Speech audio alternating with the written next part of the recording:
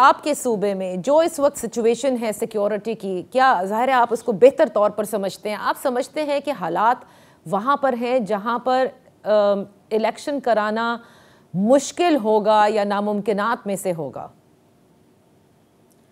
دیکھیں، میں دو باتوں پر سوچتا ہوں. ایک تو یہ کہ جتنے بھی ذمہ دار ادارے ہیں وہ ایک رپورٹ دیں گے. نمبر ایک رپورٹ عوام کے سامنے میں ہے. یہ جو ہمارے صوبے کے عوام ہے یہ خود جج ہے، ان کو خود پتہ ہے کہ حالات کیا ہیں.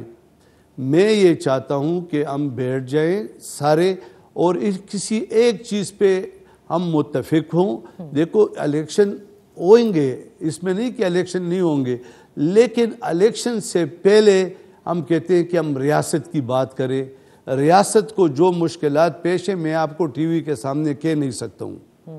یعنی آپ کسی نمائندے کو بھیج دو، آج بنو میں، آج لکی مروت میں، آج میران شاہ میں، آج کرم ایجنسی میں، آج ان اور علاقوں میں لوگ 6 بجے کے باہر نہیں نکل سکتے. آپ خیر کسی کو بھیج دو. اب ہمیں بیٹھنا چاہیے تمام سٹیک ہولڈر کو، جتنے بھی سٹیک ہولڈر ہیں بیٹھ کر. آپ یہ بات تو ٹھیک کہہ رہے ہیں گورنر صاحب کہ اس کو درست کیسے کرنا ہے، لیکن کہیں تو ذمہ داری بھی ہوتی ہے نا. میں یہی میں کہتا ہوں کہ یہ اس طرح ٹی وی ٹاک پہ نہیں. میری خواہش ہے کہ ہم لوگوں کو جوڑے، اگر ایک دوسرے کے دل میں نفرتیں اس کو ختم کرے. میں اس رول کے لیے تیار ہوں.